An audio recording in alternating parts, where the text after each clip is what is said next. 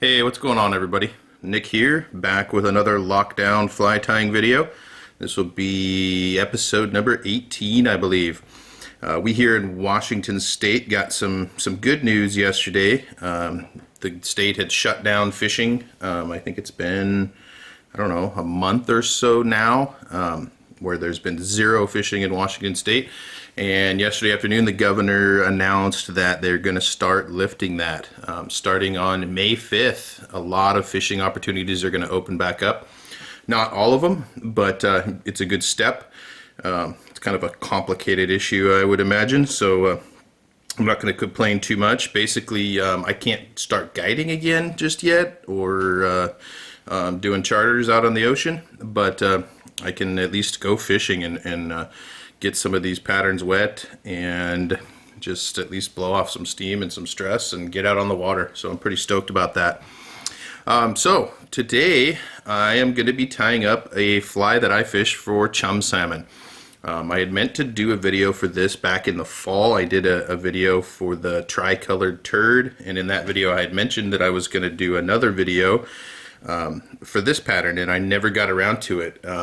Mostly because the chum returns in Washington, Puget Sound area last year were pretty dismal, and they shut the seasons down pretty early in a lot of the areas that I fish, and so I kind of just shifted gears and away I went. So basically when I fish chums, I fish more or less two patterns. I fish that tricolor turd and I fish this pattern, and I tie them both in different color combinations, but basically I stick with chartreuses, pinks, and purples, some combination thereof. So this one here is kind of a chartreuse and pink color combo. I do this in chartreuse and purple, pink and purple. I just like those three colors. Other colors certainly work. Those are just kind of the three colors that I mostly focus on. It's worth pointing out that when I'm targeting chum, I'm targeting them mostly in estuaries and places where they are schooled up. I feel that provides me the best fishing overall.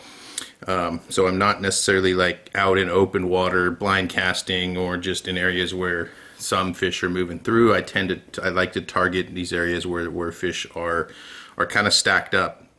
So I tend to fish smaller flies, sparser stuff, floating lines, long leaders, that kind of thing. Fished this pattern here for a number of years. This is just a basic kind of a soft hackle kind of pattern. Certainly nothing that I created. It's just sort of what I threw together years ago, and it started working, and it's been a staple for me ever since. Super easy to tie, super quick. You can experiment with materials and so on and so forth, but this has been, 1 or 1A is my most productive chum patterns here in the Sound and on Hood Canal. So, just going to jump right into this. Today I was tying this on an Ahrex SA280 hook. For years I tied these mostly on the Tiemco 811S. Mainly because I wanted just the stoutest, strongest hook I could find. I currently don't have any of those in the sizes that I would tie these on.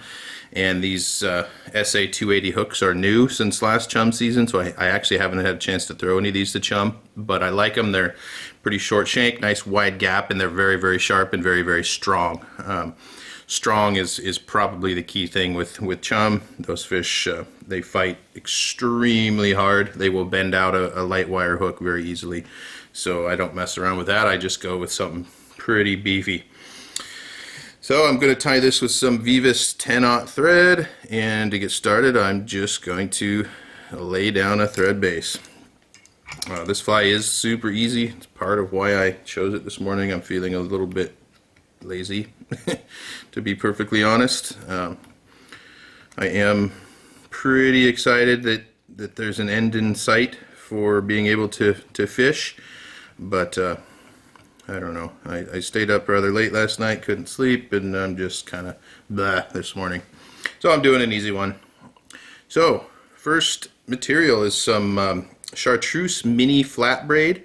I've done this with all kinds of materials. When I first started kind of tying these, I used like flashaboo of sorts, 3 or 4 strands, and I would just hold them together and wind on a body. I've kind of shifted over to this mini fat braid just because it's easy. It comes in different colors and works just fine.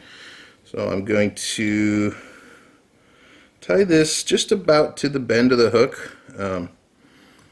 You know, whatever you want to do. There's no right answer. I'm just going to tie that in. I like to tie it up here to keep the body level, although this mini flat braid doesn't exactly clump up. And I'm just going to wind a quick body on here.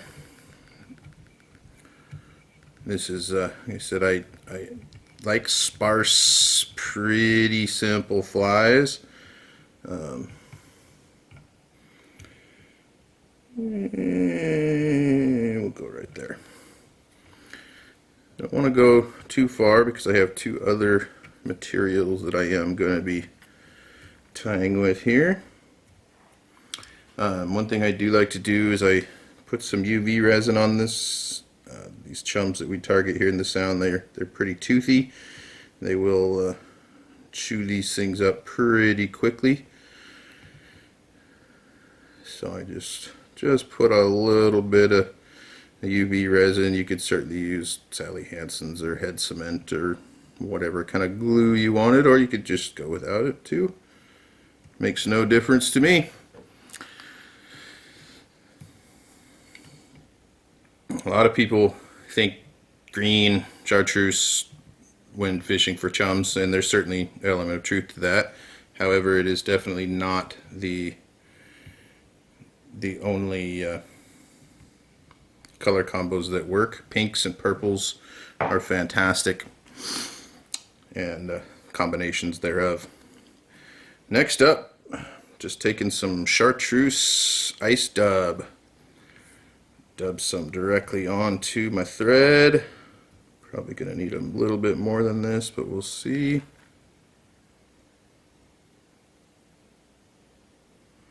Just going to kind of dub a little ball here.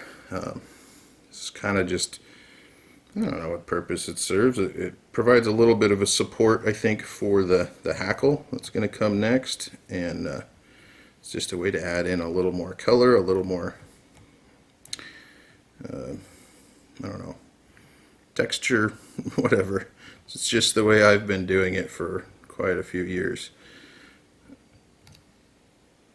So just, you don't have to get fancy with this, just a nice little ball of dubbing.